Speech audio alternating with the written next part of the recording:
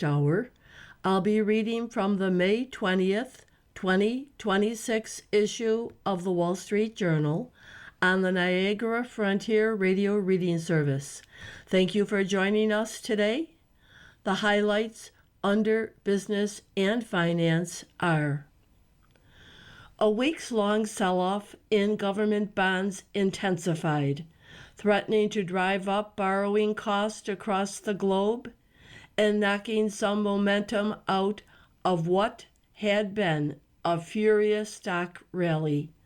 The S&P 500, NASDAQ, and Dow fell 0.7%, 0.8%, and 0.6% respectively. Regulators are scrutinizing for any impropriety a flurry of oil trades timed for moments before Trump postponed strikes on Iran's energy infrastructure. The son of fashion chain Mango's billionaire founder was arrested by Spanish police and accused of playing a role in his father's death. A revolt against artificial intelligence is heating up as parents, workers, graduates, and voters at large take issue with the industry claims for the technology.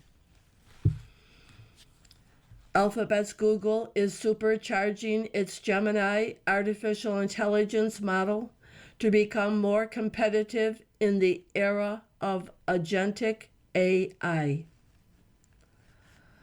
Andrej Karpathy, an OpenAI co-founder and former Tesla executive, joined Anthropic's pre-training team.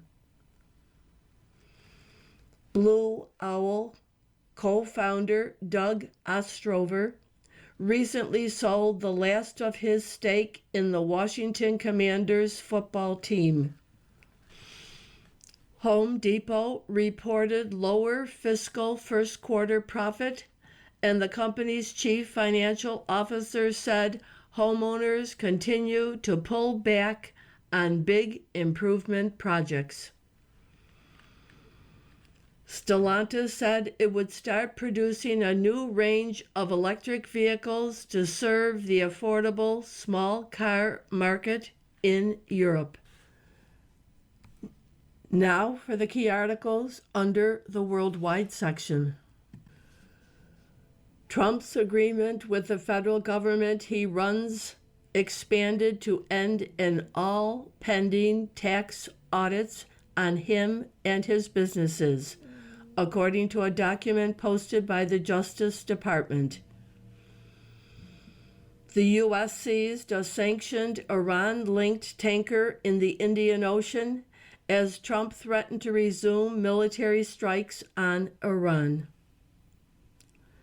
The Senate advanced a resolution to limit Trump's ability to wage war in Iran without congressional approval, with Senator Cassidy among those voting yes. Representative Massey of Kentucky, a Trump antagonist on the Epstein files and other issues, lost his Republican primary to a candidate backed by the president. Trump endorsed Texas Attorney General Paxton for Senate over incumbent Cornyn, inserting himself into a hotly contested GOP primary. The two teenagers who gunned down 3 people at a mosque in San Diego appear to have been radicalized online, authorities said. Russia began nuclear forces maneuvers featuring practice launches of ballistic and cruise missiles in drills that coincide with a surge of Ukrainian drone strikes. UK police were investigating allegations of decades-old child sex abuse after reviewing information in documents from the U.S. Justice Department's Epstein probe. Israel intercepted 6 remaining vessels from an activist flotilla attempting to challenge a blockade of Gaza. The work of responders to the widening Ebola outbreak is being made even more difficult by the complex and violent politics of Eastern Congo. The picture on today's front page shows Vladimir Putin walking the red carpet with a plane in the background and military honor guard saluting him. And that caption reads, Act 2. Russian President Vladimir Putin is greeted by Chinese Foreign Minister Wang Yi after arriving Tuesday for meetings with Chinese leader Xi Jinping. The visit comes less than a week after President Trump wrapped up his own trip to Beijing. And the headline, In Beijing, now it's Putin's turn on the red carpet. Articles from the front page follow. Americans' AI rebellion grows, fed by energy cost, job losses. Dozens of communities are trying to ban new data centers. Public opinion sours at breakneck speed, creating headaches in fast-moving sector. By Amrith Ramkumar, Catherine Blunt, and Lindsay Ellis. The only thing growing faster than the artificial intelligence industry might be America's negative feelings about it, as former Google chief executive Eric Schmidt saw on Friday. Delivering a commencement address at the University of Arizona, Schmidt told students the technological transformation wrought by artificial intelligence will be larger, faster, and more consequential than what came before. Like some other graduation speakers mentioning AI, Schmidt was met with boos. In one poll after another in recent weeks, respondents have overwhelmingly voiced concerns about AI, a challenge to claims by industry executives that their technology would gain popularity by improving people's lives. Consumers resent energy price jumps exacerbated by the spread of data centers. Workers fear widespread job losses. Parents worry about AI undermining education and harming children's mental health. In recent months, the wave of anger has brought protest, swayed election results, and spurred isolated acts of violence. In April, a 20-year-old Texas man allegedly threw a Molotov cocktail at OpenAI chief executive Sam Altman's home and made threats at the company's San Francisco headquarters, according to a federal complaint filed against him. A few days earlier, someone fired 13 shots at the front door of an Indianapolis councilman who had recently approved a data center. It's something I never thought would be imaginable, said Councilman Ron Gibson, who found a note saying, "No data centers," under his doormat. 2 days later, Gibson found a similar note saying, F you. Pollsters and historians said the souring of the public opinion is all but unprecedented in its speed. I don't think I've ever seen something intensify this quickly. Gregory Ferenstein, who conducted a recent poll with researchers at Stanford University and the University of California, Berkeley, said of the backlash. The poll showed about 30% of Democrats think America should accelerate AI innovation as quickly as possible. compared with about half of Republicans and 77% of tech founders. Also unprecedented is the rapid rise of AI's anxiety salience as a political issue, one that is shaking up routine re-election races and scrambling partisan battle lines, political analysts said. After bubbling up in a handful of races last year, it has exploded onto the ballot across the country. Voters in Festus, Missouri, ousted 4 city council members a week after they approved a $6 billion data center. Dozens of communities in states from Maine to Arizona are trying to ban new data centers.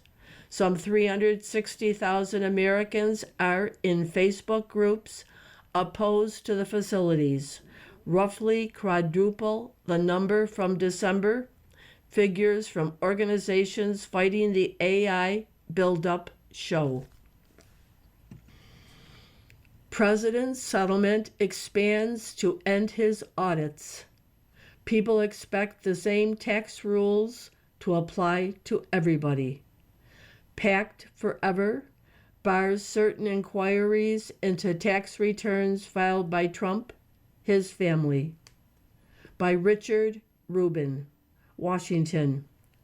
President Trump's extraordinary agreement with the federal government expanded Tuesday to end all pending tax audits of him and his businesses, according to a document posted by the Justice Department.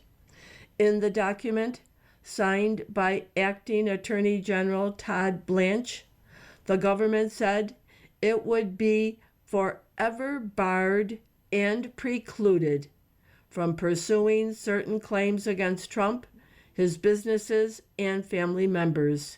The agreement specifically blocks the government from taking any action regarding tax returns that have already been filed.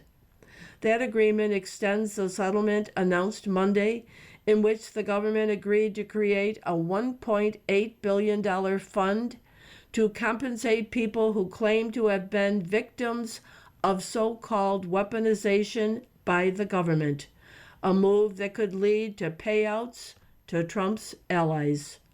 Trump, in exchange, withdrew a lawsuit against the Internal Revenue Service over the leak of his tax returns by an IRS contractor and ended administrative claims related to other investigations.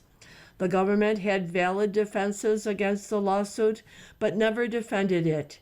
In other similar cases, the government has argued that the fact that a contractor made such disclosures meant that the U.S. couldn't be sued. The president received no direct financial payout from the settlement, and Blanche told senators at a hearing Tuesday that Trump, a Republican, wouldn't get money from the fund. But ending the audits could be a significant financial benefit to the billionaire president and his family. The IRS is part of the executive branch, but the agency has historically tried to keep its enforcement operations free from political interference, and even the appearance of blurred lines caused major controversies during the Nixon and Obama administrations.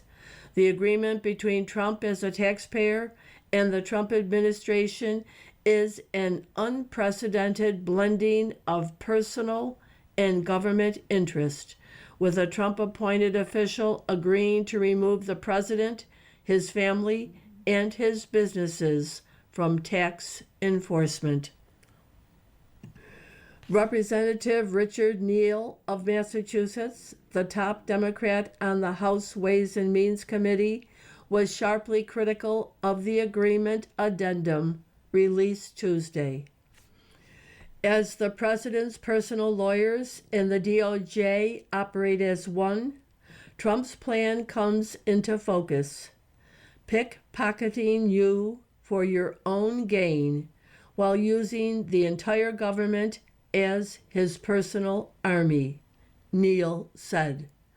It's a dark, dark day for our democracy. You are listening to a reading of articles and features from the Wall Street Journal on the Niagara Frontier Radio Reading Service. China is jailing Christians, but pastor won't back down. Ezra Jin kept his church going and growing through years of intimidation. Now in a cell, his defiant faith rouses believers. By Brian Spiegel. Pastor Ezra Jin was just finishing dinner with his elderly mother-in-law in the Chinese city of Beihai last October when more than a dozen police appeared at the door.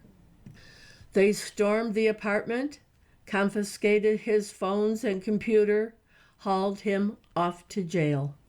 Since then, he's been confined to a dank cell at Beihai's No. 2 detention center, cut off from his flock and his family, 8,000 miles away in the U.S. His sin, leading a church that Xi Jinping couldn't bring to heel.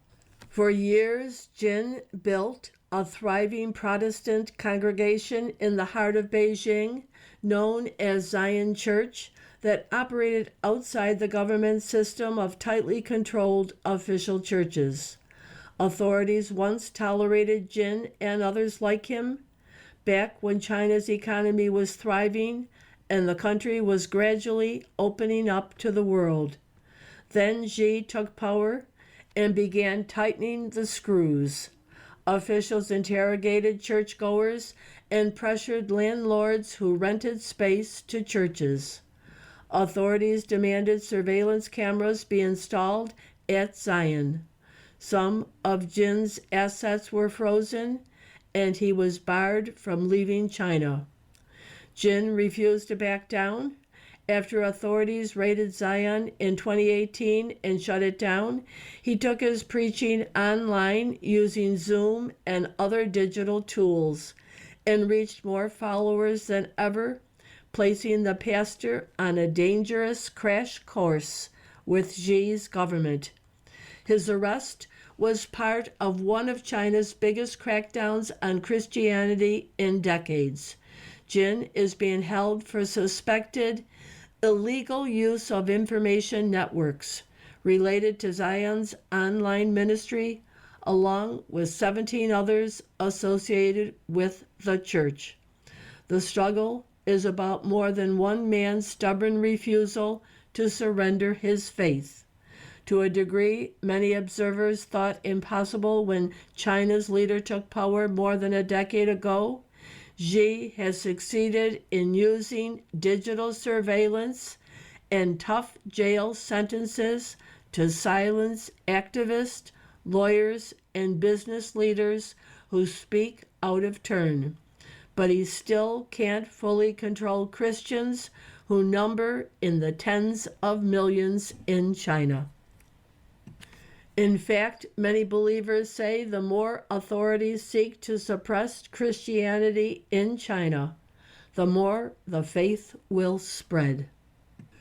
Members of Congress of both political parties passed resolutions criticizing China's actions and urged Trump to prioritize securing the release of Jin and other people it says have been wrongfully jailed in China. Young buyers tap bank of mom and dad in tight home market by Rachel Wolf.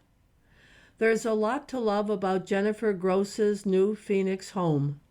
The stucco 4-bedroom with a clay-tiled roof has a 3-car garage, overlooks a park, and comes with a brick-bordered pool and a hot tub. It has arched entryways, floor-to-ceiling windows, and a second-story balcony. The best feature, her dad bought it for her. After years of annual moves in search of lower rent, Gross had ended up with a roughly 2-hour round-trip commute to work. Her father stepped in and offered to buy her a house. She gratefully accepted.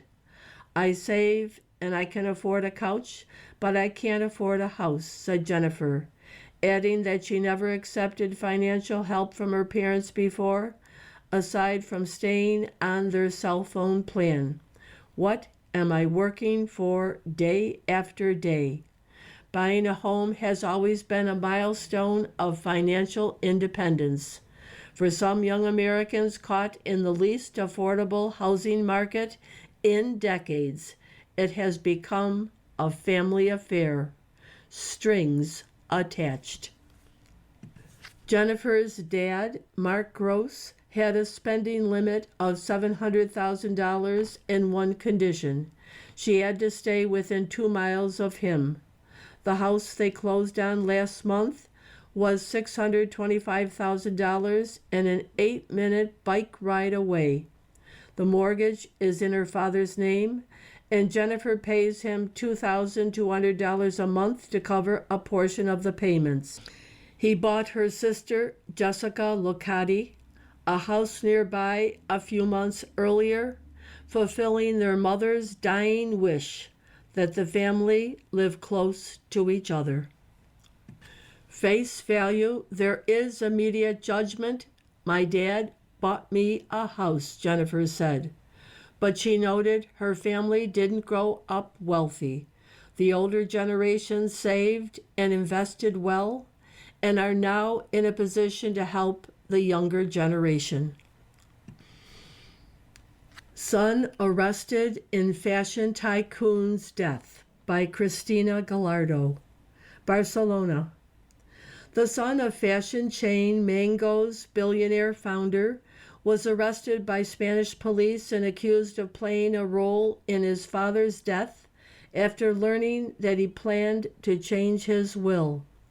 Jonathan Andick was arrested at his home Tuesday morning and questioned by authorities at a police station northwest of Barcelona. He was released after paying bail of more than $1 million and agreeing to appear before a judge once a week, among other conditions. The arrest is the latest twist in a lengthy investigation into the mysterious death of Isaac Andick, one of Spain's most celebrated business figures. The fashion entrepreneur died in December 2024 when he fell more than 300 feet into a gorge while out trekking with his son in the Montserrat Mountains. The pair were alone on the hike. There's a graph on the front page showing Trump's tech trades since the middle of 2025 to now. And that caption reads, "Money managers for the president made more than 3,700 trades in the first quarter, including million-dollar purchases of NVIDIA, Dell, and other big tech stocks." The Trump Organization said the president's investments were independently managed by several financial institutions. Now for other articles within the paper. Berkshire rekindles love of airlines. "My name is Warren, and I'm aeroholic," Buffett once said. By Crystal Herr and Allison Sider. Berkshire Hathaway can't seem to quit its love affair with airlines. Warren Buffett had a tortured relationship with airline investments as the conglomerate's long-running chief executive and stock picker. Now his successor, Greg Abel, is showing an early fondness for them too, with Berkshire taking a new $2.6 billion position in Delta Airlines during the first quarter. Buffett told the Wall Street Journal on Monday that he wasn't involved in Berkshire's new Delta position, but he said he gave other investment ideas to Abel, who took over as CEO in January and has oversight of the firm's enormous stock portfolio. The airline industry is going through its latest challenge with a huge run-up in the price of jet fuel because of the war in Iran. Spirit Airlines shut down this month after the jump in fuel prices derailed its plans to emerge from a second bankruptcy. But Delta has led the industry's profits by focusing on affluent customers, and some investors are betting the carrier will increase its lead over rivals. This very long article tells of Buffett's ups and downs with his investments in the airlines. Government bond sell-off deepens. 10-year Treasury yield approaches 4.7%, its highest since January 2025. By Sam Goldfarb. A weeks-long sell-off in government bonds has intensified in recent days, threatening to drive up borrowing costs across the globe and knocking some momentum out of what had been a furious stock rally. With bond prices sliding, the yield on the 10-year U.S. Treasury note, a key benchmark for mortgage rates and other borrowing costs, reached as high as 4.687% Tuesday, its highest intra-day level since January 2025. The yield on the 30-year U.S. Treasury climbed to an 18-year high near 5.2%, helping send the S&P 500 to its first three-day decline since March. The blow has been particularly acute to technology and industrial stocks, with both sectors down more than 1.5% this week. The main driver of the bond sell-off is the U.S. conflict with Iran, which has paralyzed shipping through the Strait of Hormuz and kept oil prices about 60% above where they were before the war started. Yields on government bonds largely reflect what investors expect interest rates set by central banks to average over the life of a given bond. With elevated energy prices feeding into inflation, investors have dramatically shifted their rate expectations in the U.S., from anticipating cuts before the war to now betting that the Federal Reserve will raise rates by the end of the year. That shift mirrors a change in perspective about the conflict itself. Bond yields initially steadied after President Trump announced a ceasefire with Iran on April 7th. For the next few weeks, many remain cautiously optimistic that the two sides could reach a deal that would reopen the strait. But those hopes have dimmed recently, with both countries seemingly dug into their positions and trying to win a contest of wills. The U.S. countering Iran's Hormuz blockade with its own embargo of Iran's ports and vessels. From World Watch and the Associated Press, Ukraine. Russia holds drills amid drone strikes.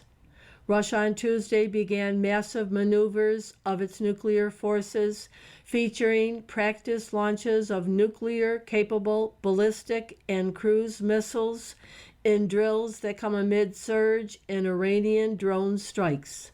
The three-day exercise will involve 64,000 troops, over 200 missile launchers, more than 140 aircraft, 73 surface warships, and 13 submarines, including 8 armed with nuclear-tipped intercontinental ballistic missiles, the Defense Ministry said. The maneuvers will focus on the preparation and use of nuclear forces under the threat of aggression, the ministry said. The drills will also practice cooperation with Belarus. Russian arsenals in Belarus include its latest intermediate-range nuclear-capable Orishnik missile system. The maneuvers come as Ukraine has sharply intensified its drone attacks against Russia, including a weekend barrage on Moscow's suburbs that killed 3 and damaged several buildings and industrial facilities. You are listening to a reading of articles and features from the Wall Street Journal on the Niagara Frontier Radio Reading Service. From the editorial page, Trump's $1.776 billion weaponization fund. President Trump, his elder sons, and the family business moved Monday to dismiss their federal lawsuit against the Internal Revenue Service for the leak of Mr. Trump's tax returns. In exchange, the Justice Department said it will create a $1.776 billion fund to compensate targets of government weaponization. Could future historians ask for a better emblem of today's warped political age? The DOJ says the Anti-Weaponization Fund will have the power to issue formal apologies and monetary relief outside of the typical legal process. The Trump family isn't eligible for payouts, but the rioters who stormed the U.S. Capitol on January 6, 2021 are likely to apply. They'll be eager to explain that they were simply in the wrong place at the wrong time, and that a police officer suddenly began smashing his face into their fist. The machinery of government should never be weaponized against any American, and it is this department's intention to make right the wrongs that were previously done while ensuring this never happens again. Acting Attorney General Todd Blanche said, "We are setting up a lawful process for victims of lawfare and weaponization to be heard and seek redress." Mr. Blanche will appoint a 5-member commission to run the fund, and Mr. Trump can fire the commission members. Soon enough, they might be receiving claim paperwork from James Comey. "I'll talk to my lawyers," the former FBI director told CNN, "but it certainly sounds intended for someone like me." When IRS contractor James Littlejohn stole years of tax filings, he wronged Mr. Trump and many other Americans and did it with an ideological motive. Mr. Littlejohn's lawyers said he was worried about inequality and hoped leaking confidential information would cause meaningful change. The leak was a huge scandal, and it didn't get the attention it deserved, because the press largely agrees with Democrats who want to squeeze the rich. While Mr. Littlejohn was given 5 years in prison, civil cases can also be in order. Citadel CEO Ken Griffin sued the IRS, and his settlement involved a formal apology from the federal government. Other parties have filed suits against Booz Allen Hamilton, the consultancy that employed Mr. Littlejohn. Mr. Trump sued the IRS this January, asking for $10 billion, but he's simultaneously the agency's boss. Treasury Secretary Scott Bessent reports to the president and serves at his pleasure, and so does Mr. Blanche. When Donald Trump sues the Trump administration, can President Trump agree to a settlement?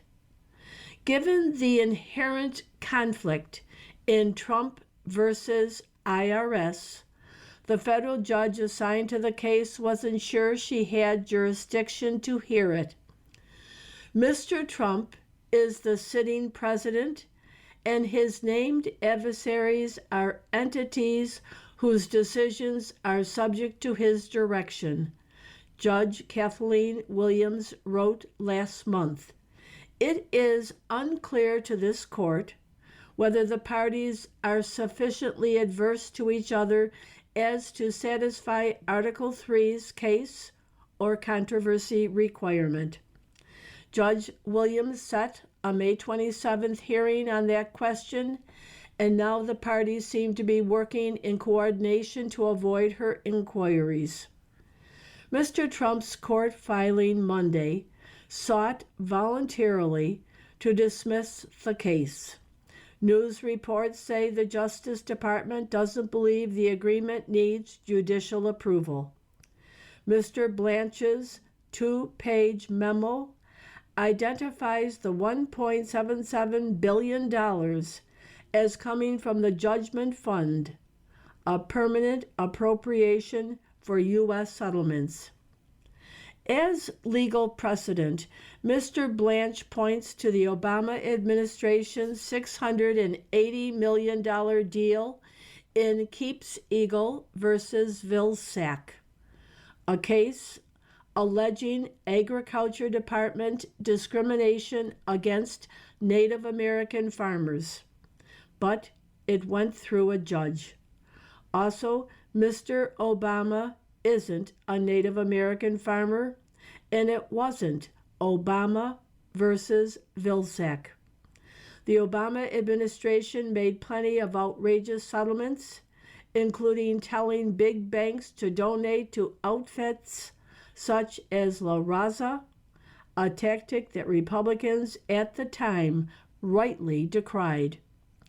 Mr. Trump's settlement fund is an astonishing precedent, and if it proceeds, it is sure to become a highlight reel of Trump administration payments to Mr. Trump's friends and allies. Imagine the fun Democrats will have documenting it all between now and 2028 as the worst kind of Washington political payoff. From the opinion pages, Anthropic versus China.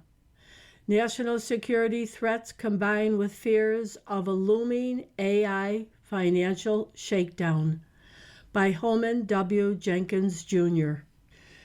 General Henry Hap Arnold, commander of the U.S. Army Air Forces in World War II, wanted to know how rockets, satellites, jet engines, and nuclear weapons might change warfare in the post-war world. Today, he couldn't have to invent the Rand Corps Anthropic, one of America's leading builders of artificial intelligence, perhaps later this year to become a trillion-dollar public company, is perfectly happy also to be its 21st century anti-China think tank. CEO Dario Amodei has been unflinching in claiming that we face a race with China, that the survival of democracy depends on who wins. Even amid its weird fight with the Trump Pentagon, Anthropic tools are almost certainly being used right now by the National Security Agency in its twilight cyber struggle with Chinese spies and hackers. While President Trump visited Beijing, Anthropic posted a 5,500-word manifesto on how to conduct this new AI Cold War with China. The fight only begins with the fact that the latest cutting-edge U.S. models, led by Anthropic's Mythos, seems to be uncannily good at finding dangerous and unsuspected vulnerabilities in all major software systems. China and criminal hackers are, at most, only a year behind. Next question, is this one problem or two? Increasingly, a sinister hue attaches to Beijing's preference for open-weight models. Any user is free to adapt and modify them at will.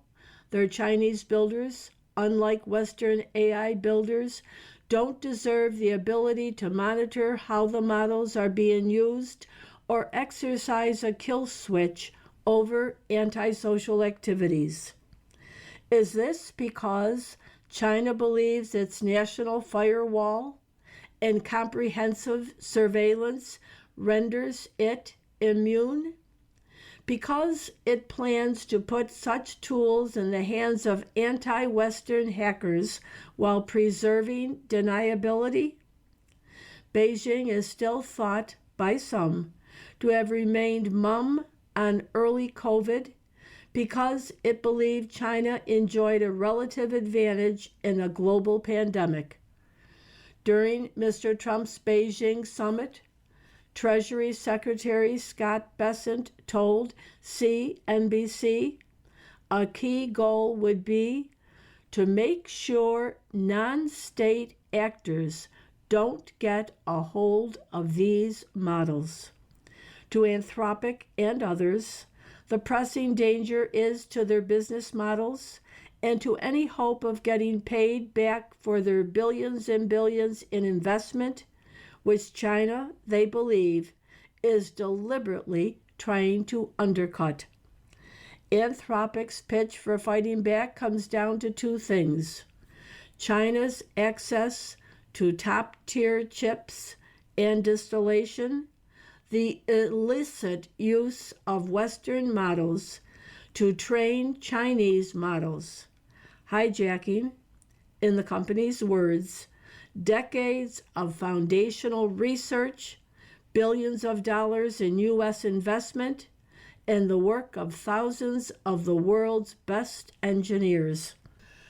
There's nothing like sitting down with AI mavens, as I recently did, to make a columnist swell with pride for possibly coining the term AI Chernobyl.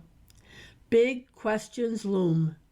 The Obama administration used drone assassinations against foreign terrorists. Should the same be visited on cyber kingpins? Kinetic and cyber action can both do severe economic damage. Both can cause civilian casualties. Should we stop treating one as warfare and the other as crime? It doesn't solve everything, but mutual assured destruction worked passably well for 70 years to hold off nuclear Armageddon. China's economy is no less subject to comprehensive cyber shutdown than ours, especially given its reliance on software-based systems for almost every kind of transaction. Cash being all but obsolete there. Not to mention its government giant investment in software-based monitoring of citizens and their movements. The China fears are real. Don't underestimate, though, how much they are tangled up in worries about a coming AI shakeout. Take this week's defeat of Elon Musk in his lawsuit against rival OpenAI. Nominally, the case turned on OpenAI's conversion to a for-profit company, and Mr. Musk worries about Homo sapiens being displaced by super-intelligent robots. In fact, Mr. Musk was engaged in the great American tradition of waging lawfare against a business rival. This comes at a moment when he and others are looking to loft AI-related IPOs. Don't say it too loudly. This may be a race to shift to the public some of the losses from an AI build-out that seems increasingly unlikely to yield profits for every contestant.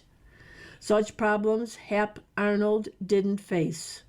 Rand was both an arm of the defense contractor Douglas Aircraft, but it was quickly spun off into a nonprofit to become America's premier Cold War think tank. Meanwhile, Douglas, now McDonnell Douglas, found it perfectly possible to sell fighter jets to the U.S. military even while it set up a passenger jet factory in communist China. Monday's court ruling, to the chagrin of Mr. Musk, settled one question. OpenAI isn't a charity, but a business with $1 trillion valuation in the private market. A similar question may face Mr. Amodei and fellow Anthropic executives sooner than they think. Is Anthropic a business or an anti-China think tank? America may need both, but the company likely will have to choose if it wants the public to invest. You are listening to a reading of articles and features from the Wall Street Journal on the Niagara Frontier Radio Reading Service. What would Jefferson and Madison make of Musk and Altman? America's founders and Adam Smith knew better than to entrust the future to philosopher kings. By Jason L. Riley. A judge tossed Elon Musk's $150 billion lawsuit against OpenAI's Sam Altman this week after the jury determined that the Tesla CEO waited too long to file his claim. Mr. Musk said the verdict was decided on a calendar technicality and vowed to appeal. So perhaps this courtroom battle over artificial intelligence supremacy isn't over. Essentially, Mr. Musk sued Mr. Altman for being deceitful. The two teamed up to create a nonprofit AI lab in 2015, and Mr. Musk contributed most of the capital. At some point, Mr. Altman and Greg Brockman, another co-founder, changed their minds and decided to make OpenAI a for-profit enterprise. There is no question to anyone following the case in detail that Altman and Brockman did, in fact, enrich themselves by stealing a charity. Mr. Musk tweeted after Monday's verdict. The only question is when they did it. Mr. Altman was briefly ousted as CEO in 2023 after the board determined that he was not consistently candid in his communications. Within a week, however, he was reinstated, and several directors who had voted to remove him left the board. Mr. Altman's alleged dishonesty was likewise central to Mr. Musk's case. During cross-examination, Mr. Musk's lawyer, Stephen Molo, asked Mr. Altman if he was completely trustworthy. He replied, "I believe so." Mr. Molo, "But you don't know whether you're completely trustworthy?" Mr. Altman, "I'll amend my answer to yes." Mr. Molo asked the witness if he always tells the truth. "I believe I am a truthful person," Mr. Altman responded. Mr. Molo, "That wasn't my question, sir. Do you always tell the truth?" Mr. Altman, "I'm sure there's some time in my life when I have not. Humans are fallible, and few, if any of us, can claim to have always been truthful in life, so it may seem odd that Mr. Altman was pressed on this point. But some of the tech moguls angling to become our AI overlords aren't like you and me. They're not only wiser and more capable, but also more conscientious than the rest of us. They operate on a higher moral plane, or at least that's what they tell themselves. A lengthy profile of Mr. Altman in the New Yorker magazine last month noted that the founding premise of OpenAI was that it would have to be different. How so? The firm was established as a nonprofit whose board had a duty to prioritize the safety of humanity over the company's success or even its survival. Thus, the CEO had to be a person of uncommon integrity. OpenAI's board believed that Altman's role entrusted him with the future of humanity. I'll pause while you chuckle.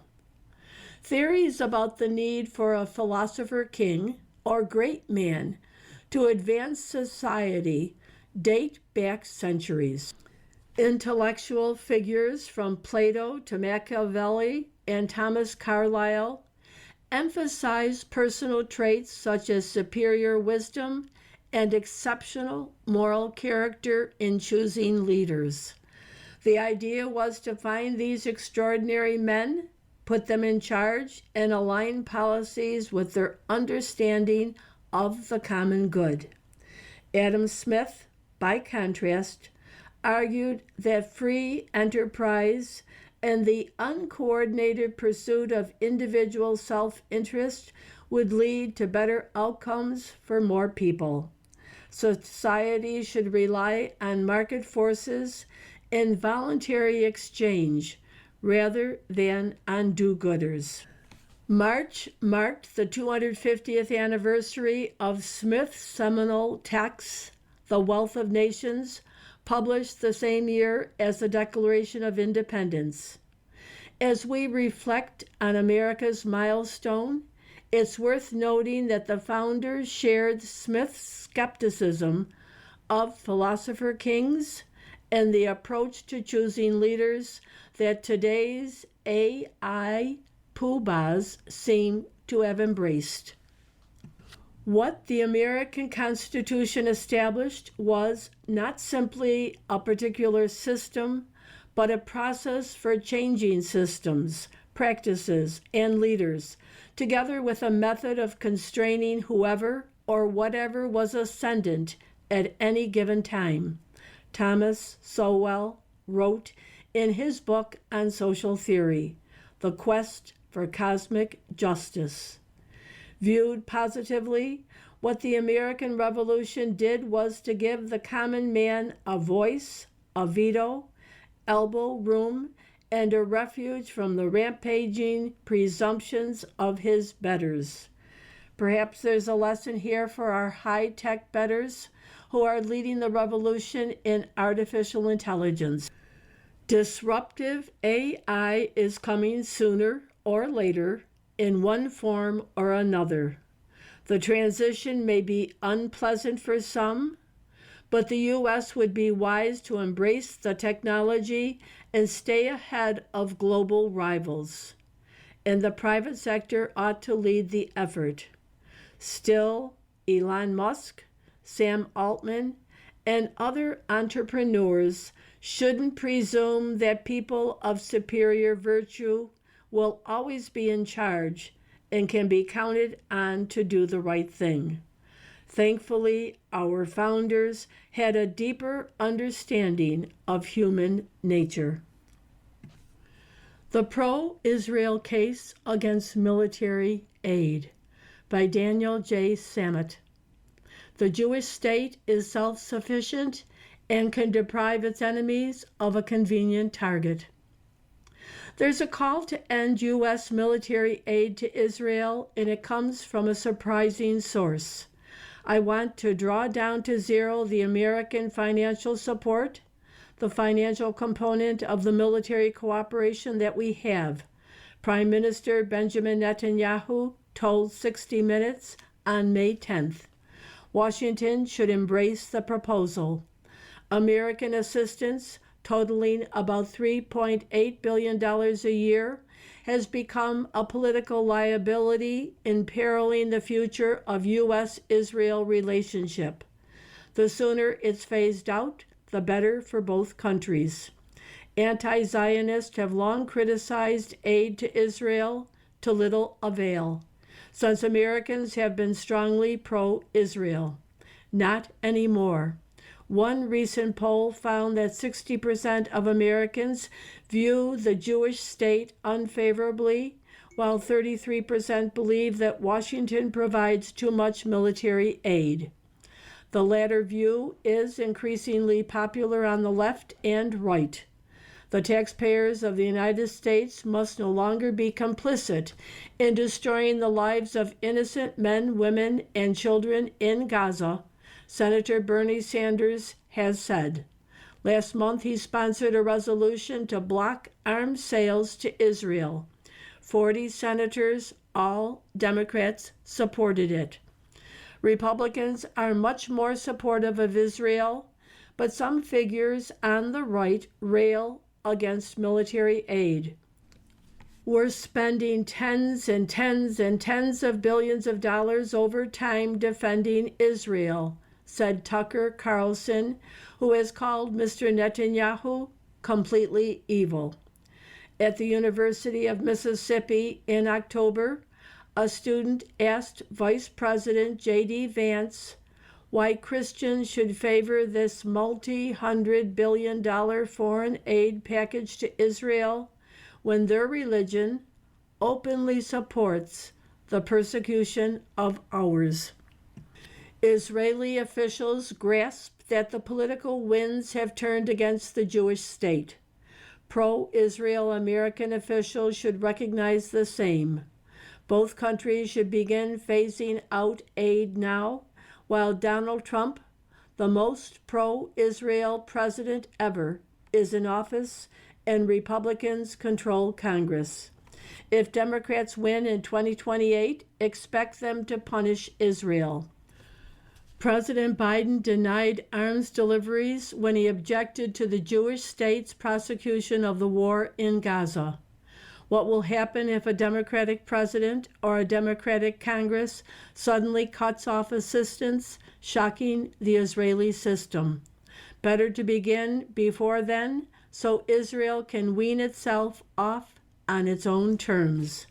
Ending military aid would deprive detractors of a talking point that America subsidizes purported Israeli crimes. Although these people won't warm to Israel once the aid ends, its termination will weaken their anti-Zionist argument. Unlike other American security partners, Israel can get by without a check from Uncle Sam. The Jewish state now has a higher per capita gross domestic product than Germany or Qatar. Assistance from Washington accounts for about 8% of Israel's approximately $45 billion defense budget, a smaller share than before. Military aid to Israel, which Washington began supplying in significant amounts during the 1960s, has been a sound investment. The U.S. has financed a reliable ally that fights and wins wars against America's enemies. Yet Israel no longer commands the affection of the American people as widely as it once did. Ending military assistance is a political imperative in changing times. You've been listening to a reading of articles and features from the May 20th, 2026 issue of the Wall Street Journal. We read from the Wall Street Journal every Monday through Thursday at 11 p.m. Your reader has been Corrine. Thank you for listening.